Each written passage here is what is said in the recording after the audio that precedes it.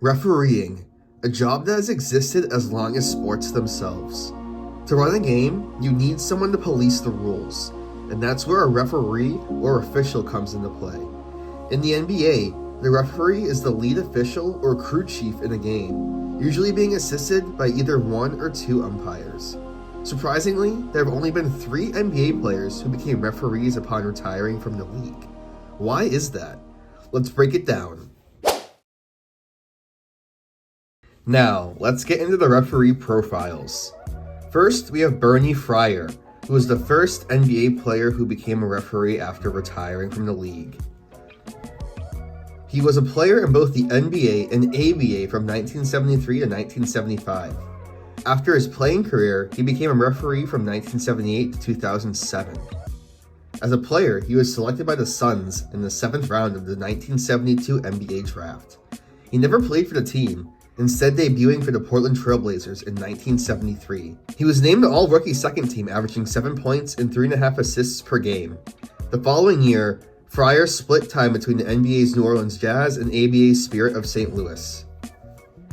As a referee, Fryer embarked on a lengthy career as an NBA referee beginning in 1978. He officiated 1,649 regular season games, 145 playoff games, and 11 NBA Finals games, along with the 1998 All-Star Game. Considered one of the top-rated referees in the league, retiring in 2007 after officiating Game 3 of the NBA Finals, officially logging 1,806 NBA games officiated. During the 2007-08 season, Fryer served as the acting assistant director of officials and crew chief coordinator. He was appointed vice president and director of officials in July 2008. Overseeing the development and the transition of referees between the D-League and NBA, as well as managing their on-court performance. Next, we have Haywood Workman. During his NBA playing career, he was drafted 22nd overall in the 2nd round, 49th overall in the 1989 NBA draft.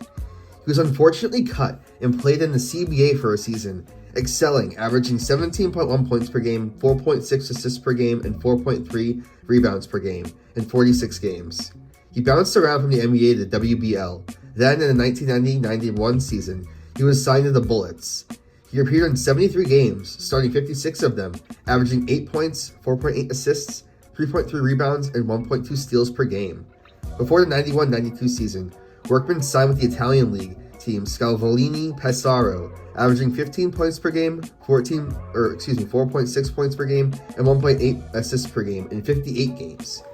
After 2 seasons in Italy, he returned to the NBA in 1993, signing with the Indiana Pacers. He became an invaluable piece to the Pacers' depth and integral to the team's consistent postseason success in the mid to late 90s. Unfortunately, he suffered a torn ACL and missed the remainder of the 1996-97 season and entire 97-98 season. The injury derailed his playing career, playing short stints for the Bucks and Raptors after. He also played in Jerusalem for a season before retiring.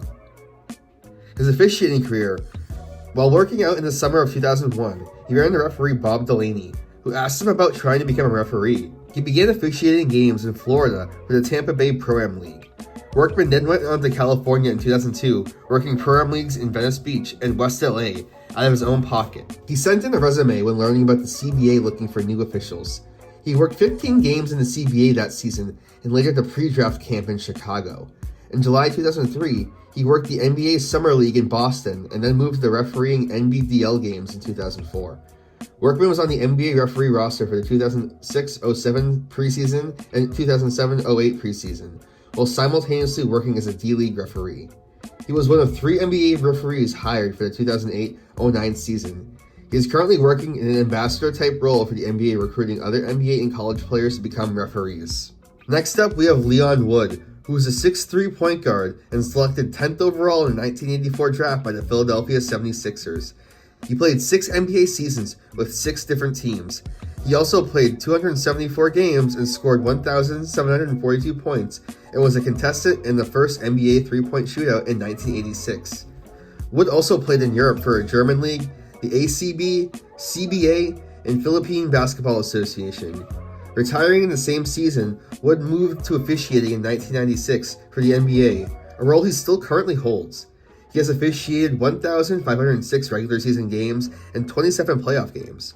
Wood also refereed for the 2013 NBA All-Star Game. Prior to the NBA, Wood officiated in the CBA for 3 years and college basketball for 1. Now, let's move into what these players have in common and that can point to why they became referees. First, let's look at their playing career length. Bernie Fryer had 3 seasons in the NBA and ABA. Haywood Workman had 9 seasons in the NBA and Israeli Premier League Euro Cup League. Leon Wood had 6 seasons in the NBA, Liga ACB, CBA, LBA, Pro A, and PBA. They all had short careers playing for multiple leagues. Only Workman found a true home with the NBA franchise Indiana Pacers in the mid to late 90s. None of them ever averaged 10 plus points per game in a season, and never averaged more than 30 minutes per game in a season. Essentially, these players were bench guys and at most role players. They never led a team or even stayed with one for more than 4 years. None of them were highly drafted either, aside from Wood being picked 10th overall in 1984. Next, let's look at their position. Each player was a point guard, aka the quarterback of the team. Point guards have the most knowledge on the floor, controlling the reins of the offense. Whether calling out plays or distributing the ball, point guards would make the most logical sense to become officials. Additionally, they were all 6'3" or 6'2". For most players, 6'5" and up, running up and down the court as a retired player might be pretty strenuous. Next, let's look at the eras that they played in. Fryer played from 1973 to 1975. Workman played from 1989 to 2001. And Wood played from 1984 to 1994. All played before the 2000s, and being the level of players they were, they did not make a lot of money. Wood's approximate career earnings was $543,000, which is approximately $1.4 million in current values. Workman's career earnings were $6.8 million, which is about $13.4 in current values. And Fryer's earnings were not available, but judging on time period and length of career, I can't imagine it was much. Now, let's move into the reasons why NBA players don't become officials after they are retired. Firstly, they do not want to work or need to work after retiring. Most, if not all, NBA players after retirement are millionaires, and they can just sit at home and do nothing if they purely just wanted to have a restful life. Next, coaching is a better overall avenue with better pay and more widespread appreciation than officials. Also, refereeing is a thankless job. Not just in basketball, but every sport. Referees are constantly judged or scrutinized by fans, media, and players. Why take on this unneeded stress and criticism if you could coach or do nothing instead? Also, they do not need the money, especially with today's contract values. The average NBA annual salary is over $11.9 million, which is a significant increase from the previous season average of $9.7 million. With this rate of growth, why would players take a job paying between $200,000 and $500,000 per year? Next, we have the media opportunities that are available today, which are extremely bountiful with many avenues, such as working for a broadcasting network, running your own podcast, or guest interviewing on shows or podcasts. Additionally, many NBA players have gone on to Hollywood post-retirement, a much better opportunity than being a referee. Also, in the social media age of streaming, YouTubers, and influencers, players could easily jump to one of those platforms and be instantly successful. Now, my final argument. Why would players go from being the CEO to a security guard? A position of power, fame, and fan love to being a sports cop that routinely gets threatened and cussed out for simply doing his job. There have only been 3 NBA players turned referees for many reasons. One is the era and contract earnings these players earned. Additionally, there were not many post-playing career opportunities for athletes in the 70s, 80s, and 90s. Additionally, there were all 6'3" point guards and the floor generals of the court, typically the most knowledgeable ballers on the team, and it only makes sense that they would be sticklers about rules and technicalities.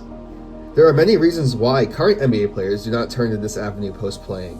The amount of money being thrown around not just by NBA teams, but sponsorships and advertisements are an easy way for retired athletes to make money. Additionally, there are so many media opportunities with companies like ESPN, Barstool, Fox, etc., as well as social media lanes that can be very successful for athletes.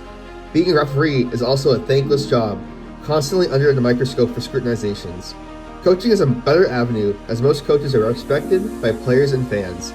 And my final argument is, why would you work in retired years as a millionaire when you could be golfing? Thanks so much for watching this video. I hope you guys really enjoyed it. I was thinking of this question while watching the Celtics the other night and looking at the referees and looking at how usually they are generally very fit and thought about how they could be athletes themselves. So without further ado, hope you guys enjoyed. Like I said, please leave a like and subscribe if you did. Leave a comment as well and let me know what you thought of it. And without further ado, I'm just going to peace out here and say bye. See you later.